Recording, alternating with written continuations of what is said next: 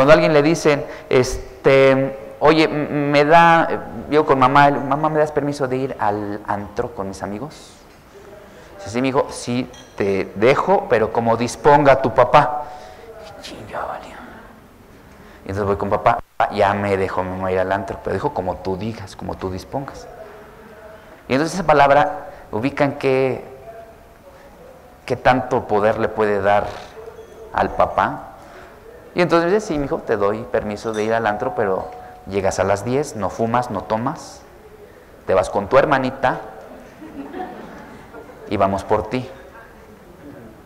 Oye, papá, mamá, mira a mi papá. Como él disponga, si no, no vas. Y entonces esa palabra toma mucha fuerza. Por eso ustedes verán, ubicarán ahorita, si les llega a la mente, muchas situaciones que la norma fiscal contradice respecto de otras. Por ejemplo, la asociación en participación. La AMP regulada en el artículo 17b del Código dice que tiene personalidad jurídica, tiene nombre, tiene denominación, tiene patrimonio, tiene domicilio, vaya, tiene atributos que tiene solamente una persona, ya sea física o una persona colectiva. La Ley General de Sociedades Mercantiles claramente dice, la AMP es un contrato, no tiene nombre, no tiene personalidad jurídica ni patrimonio. Y entonces son dos contradicciones. ¿Pero por qué puede hacer eso la ley fiscal? Pues por este artículo y por esa palabrita.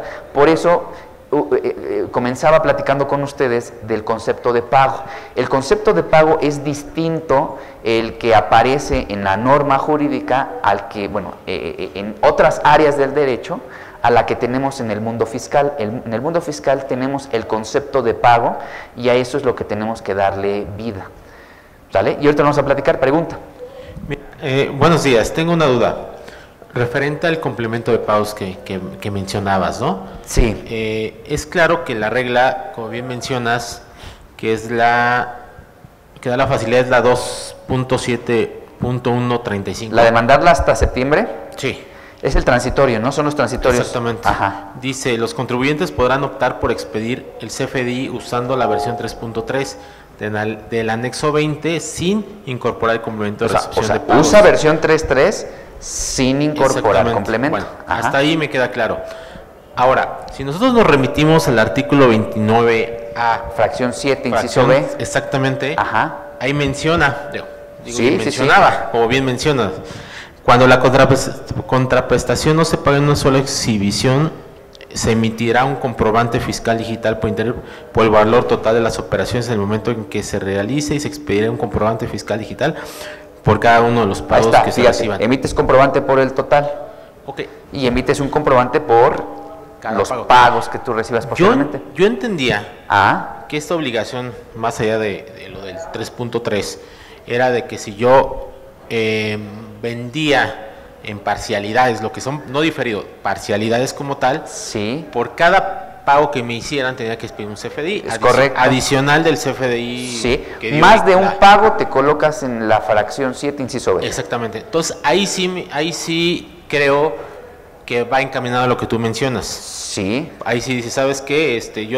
Yo tengo que emitir otro CFDI, aunque no incorpore el complemento de pagos. Exacto. Pero si yo vendo en una sola exhibición, creo que no entraríamos ahí. Esa es mi duda. Si es en una sola exhibición y la cobras en el momento o fue antes, es decir, fue de contado, entonces te colocas en el inciso A de la fracción 7.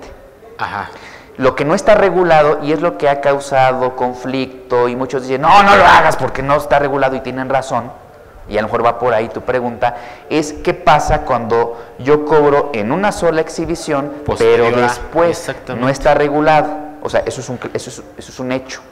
No está regulado porque lo que sí está regulado es el inciso A, que te dice cuando en el momento o antes cobras en una sola exhibición, señala tal situación en el comprobante, regulado. Oye, no cobré en una sola exhibición en el momento o antes, fue en parcialidades, más de un pago. Bueno, entonces estás en el inciso B, emites un comprobante por el total y después un comprobante por cada pago. Tercer supuesto, no cobré en una sola exhibición en el momento o antes, no es en parcialidades, es en una sola exhibición pero diferido, no está regulado. Esa es mi duda y realmente ahorita con lo que comentaste sí me asusté, ¿no? Por el tema de que pues yo estoy tranquilo, no estoy exigiendo todavía mis complementos de pagos. Yo realmente, bueno, de mis clientes en su mayoría compran en una sola exhibición. Entonces ahí es donde pues sí me hizo ruido porque dije, no, pues entonces yo soy bien confiado y pues ya. Tiene razón. A rato voy a tener problema. Acuérdate que el artículo 29 del código, ojalá yo ahorita lo traiga en las láminas, el 29 del código te remite a reglas de resolución miscelánea. Entonces te dicen, emites con los requisitos que establezca el reglamento y la resolución miscelánea. Y entonces hay una regla que ahorita la vamos a ver, que es la que incorpora el que tú emitas el comprobante cuando es en una sola exhibición y diferido. Incluso te dice, cuando tú cobras en una sola exhibición, pero de forma diferida, aplicas la misma mecánica que para las parcialidades, o sea, emites un comprobante por ese pago. Ahora, puedes seguir en rebeldía. Sí, te lo digo así con todas las palabras. Puedes seguir en rebeldía y decir, pues no lo hago. Pues no lo hagas. Mira. ¿Qué va a ocurrir? ¿Qué va a ocurrir? La autoridad quiere de nosotros información. Claro. Si tú no se la das, entonces la autoridad va a empezar a adivinar. Va a empezar a adivinar. Imagina que estás con tu novia. Le marcas, no te contesta. Le vuelves a marcar, no te contesta. Pasan 3 días y no te contesta. Pasa un mes y no te contesta. ¿Qué piensas tú? ¿Qué vas a pensar? Ya fue. Pues ya fue, ¿no? Y entonces aparece a los 2 meses. Es que se me olvidó decirte que salí de viaje de trabajo. Y te ve ya con otra.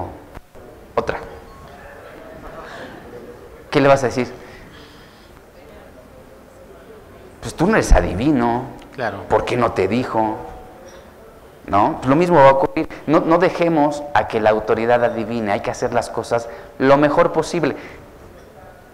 Dependiendo del tipo de contribuyente. Si te gusta la adrenalina, pues órale, aviéntate y que adivine lo que quiera. Sí, porque mira, aquí lo complicado yo lo veo, como bien mencionabas. A lo mejor bajo un software que lo tenga, pues prácticamente sería transparente, ¿no? Simplemente hacérselo llegar y para algún medio y se acabó. Pero el tema es al recibirlo, ¿no? Yo pienso que esa va a ser, o es la complejidad.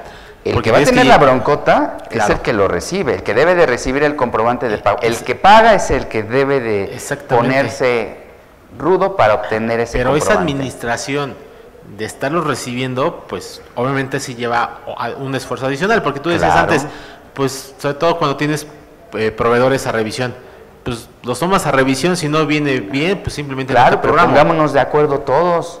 ¿Va a haber más trabajo para el contador? Sí, entonces va a llegar el cliente, no, pues entonces adiós, ¿no? Me voy a buscar otro que no me cobre, entonces va con la contadora, oye, que el contador me está cobrando por hacer más facturas, ¿tú me vas a cobrar? No, también. ¿Usted me va a cobrar por hacer más facturas? Claro, usted. Pero ¿qué pasa si se encuentra con alguien que dice, ¿me va a cobrar por hacer las facturas de pago? No. Pues ahí es ya cuando todo mundo ya...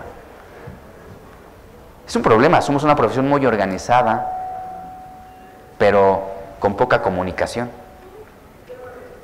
¿Cuántos no se ven aquí todos los cursos?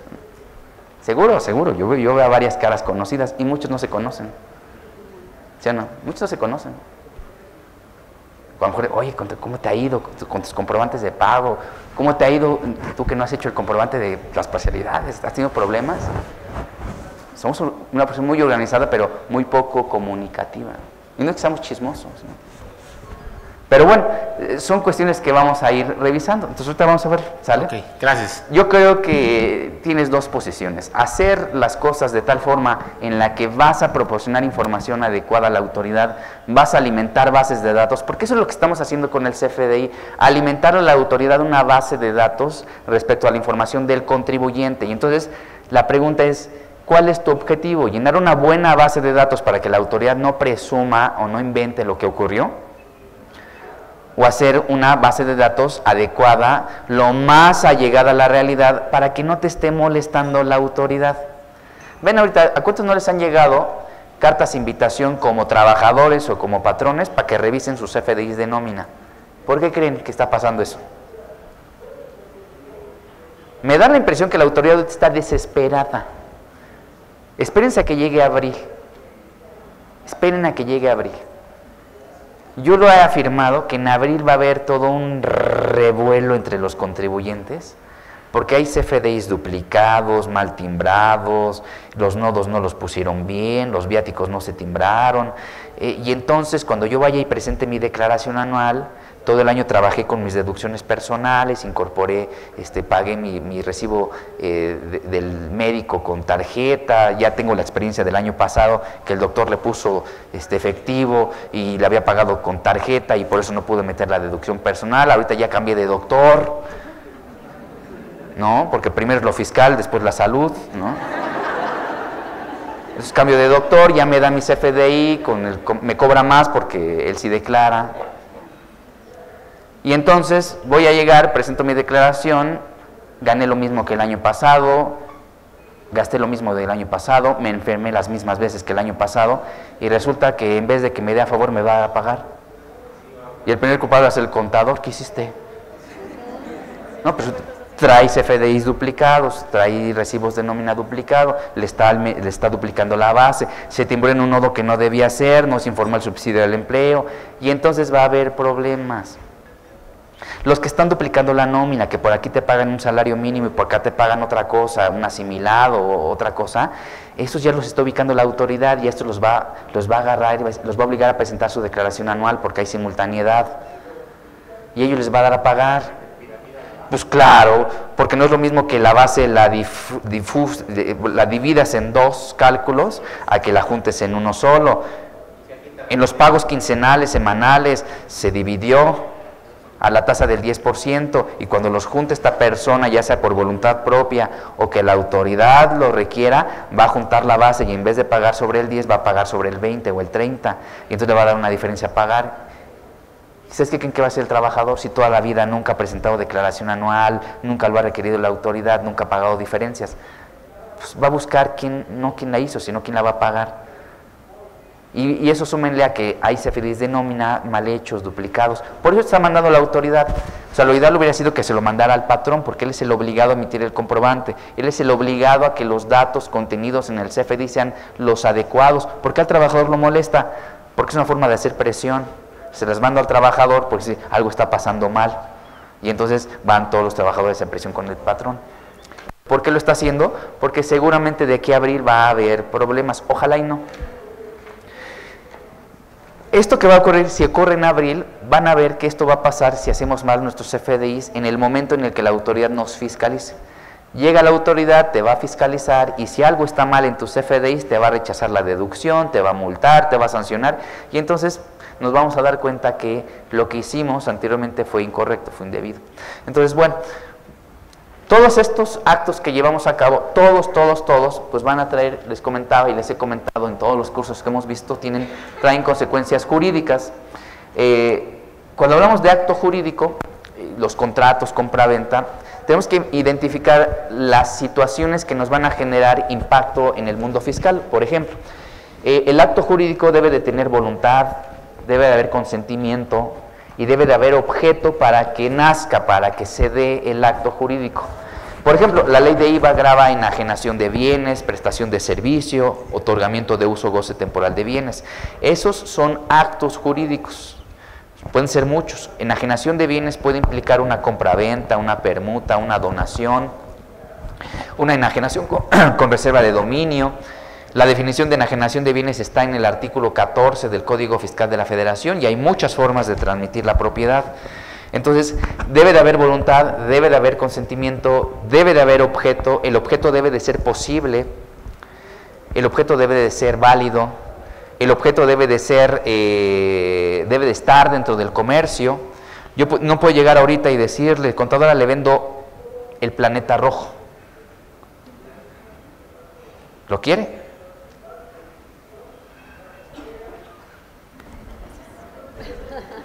Dijo que sí. ¿Puedo vender Marte? ¿Se imaginan? ¿Será posible vender ahorita el planeta rojo? Es posible. Nucleares y guerra de guerrillas. No es posible vender. ¿Están de acuerdo? No es posible venderlo. Entonces, si celebramos un contrato de compra-venta del planeta rojo, ¿Será válido? ¿Será posible? Pues no, eso no es un acto jurídico, es algo imposible. Se va a convalidar en algún momento, es imposible. Oye, ¿qué pasa si me da un anticipo, hago mis FDI? O si me paga, si me hace pago, tengo que hacer el comprobante del total. Pues es algo nulo, no existe. Lo mismo ocurre con todos los actos jurídicos, deben de ser posibles. Para que yo transfiera la propiedad, ¿qué debo de tener previamente? La propiedad, ¿están de acuerdo? Para que yo pueda hablar de una enajenación, para que pueda hablar de una compra-venta, ¿qué tengo que tener yo? Pues la propiedad. Si yo no soy propietario de algo, no lo puedo vender. Entonces, cuando ubicamos ese tipo de situaciones, van a ver que la guía de llenado es muy genérica. Porque te dice, si conoces precio y cosa, no es anticipo. Tienes que hacer comprobante de total y cada pago que recibas no es pago, no es anticipo. Y entonces imagínense que yo les vendo ahorita un producto que no tengo porque yo trabajo sobre pedido y me dan un anticipo, pero sabemos qué me estás pidiendo y en cuánto te lo voy a vender. ¿Conozco precio? Sí. ¿Conozco cosa? También. Y entonces eso no es anticipo. Pues tiene que ser anticipo porque no hay compra-venta, no hay acto jurídico. Entonces la guía de llenado es muy genérica en la aplicación de esto y de los pagos. Pregunta. Pero si no tienes la cantidad exacta. Es que lo que pasa es que puedes tener conocimiento, Ajá. que es lo que habla la guía de llenado, conocimiento del precio y conocimiento de la cosa, dice eso ya no es anticipo. Pero si no le puedes entregar el producto, o sea, yo vendo hipoclorito. Ok, y no le puedo vender. Hipoclorito. Es el cloro con el que purificas el agua. Ok. Un ejemplo. No, ella me paga antes del mes, del cierre de mes, y yo le entrego los primeros 5 días del siguiente mes. ¿El producto? El producto. Ok, pero la pregunta, ok. Como no sé exactamente, pueden ser 12,150, ella me paga 12. Ok. ¿No conoces la cantidad? No. ¿Por qué no conoces la cantidad? Porque depende de la báscula, del llenado que le pongan a la pipa. Ah, ok. Lo que pasa es que te compra una pipa. Ajá. No te compra litros.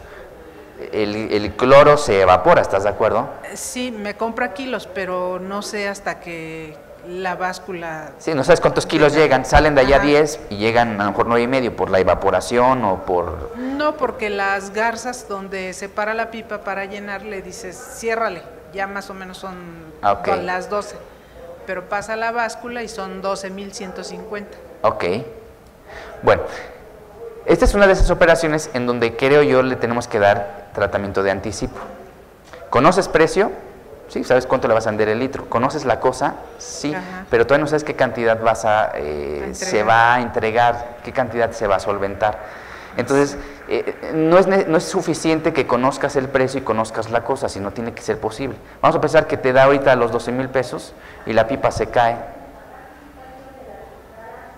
choca y se agrega todo el producto. Le dices a tu cliente, pues, ve a recogerlo, ahí está tu producto. No. ¿Estás de acuerdo? Ya no lo puedes vender, vas a tener que hacer otro pedido para entregarle.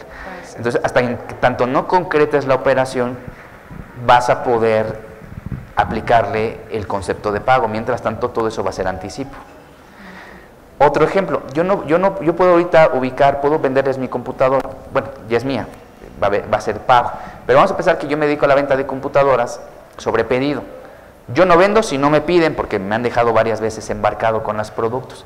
Entonces, ¿quieres una computadora? Mándame un anticipo, yo la pido al proveedor y te la entrego. Pero desde ahorita te digo el precio. Claro. Y ya sabes que es una computadora HP, azul, con teclado bonito. ¿Conozco precio, cosa? Sí. ¿Esto que recibí es anticipo o es pago? No puede ser pago, porque todavía no hay compra-venta. Oye, pero ya conoces precio, ya conoces cosa. Sí, pero no es suficiente. Debemos hablar de los elementos que son esenciales en el acto jurídico, que es la voluntad, consentimiento. ¿Lo hay? Sí, él me quiere comprar y yo le quiero vender. ¿Hay cosa? No, todavía no.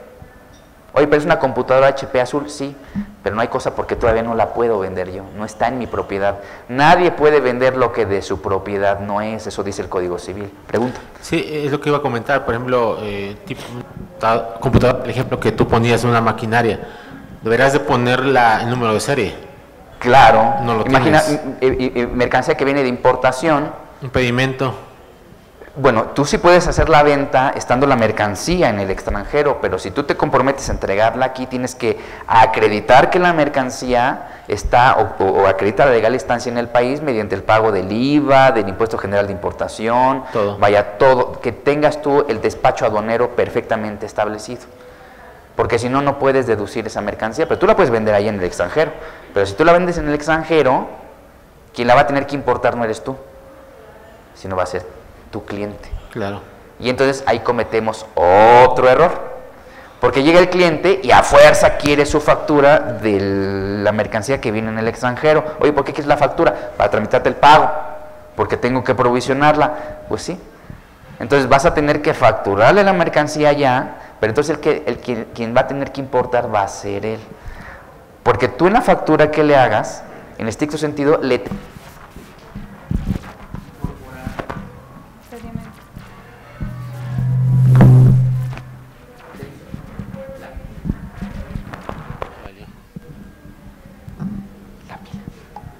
tienes que incorporar forzosamente el número de pedimento aduanal para que sea deducible. Pero eso no implica que yo pueda hacer una venta en el extranjero. ¿Es deducible? Sí. Oye, es que necesita el pedimento aduanal. No, no la traje al país. Hice una venta en el extranjero y no es obligación que le incorpore pedimento aduanal porque no la traje al país. Tienes obligación de hacerlo cuando traes la mercancía al país y aquí vendes. Yo vendí allá afuera y entonces quien la tiene que traer es tu cliente. Oye, yo quiero que tú la traigas, pues le vas a tener que facturar allá y cuando esté la mercancía aquí en la aduana te la va a tener que refacturar él para que la metas tú. Ok, gracias. Pregunta. Por ejemplo, contador, nosotros importamos, pero nuestra empresa o nuestra fábrica se encuentra en Estados Unidos y vendemos a Guatemala.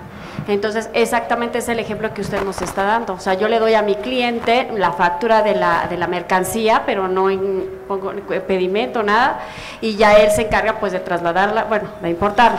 Así es como nosotros lo manejamos. Y también hablando de los anticipos, nosotros manejamos el 50% precisamente de anticipo para poder mandar a hacer nuestro producto y ponerle la serigrafía o la fabricación, etcétera. Lo último que le damos a nuestro producto. Entonces, el cliente siempre nos debe dar el 50%. Yo ya sé qué le voy a vender, pero yo no lo tengo ingresado en mi sistema. Entonces, yo no puedo facturar nada que no esté dentro de mi sistema. Entonces, yo tengo que aplicar a fuerza anticipo. Así es como nosotros lo trabajamos. Y es lo más adecuado. Entonces, ¿qué pasa si le hago caso a la guía de llenado que dice conoces precio y cosa? No es anticipo, es venta.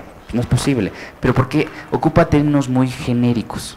O sea, por eso les digo, la guía es la guía y la verdad es que gracias a autoridad nos ayuda mucho, pero también nos confunde demasiado. Y hace cosas que no debe de hacer. Por ejemplo, vamos a ver más adelante que hay una clasificación de todos los contratos que hacemos. Hay una clasificación que dice que los actos jurídicos se clasifican en aquellos que son instantáneos y aquellos que son de tracto sucesivo. O sea, no es lo mismo hablar de las características de un contrato de compra-venta a uno de prestación de servicios. El de compra-venta es instantáneo, por ejemplo.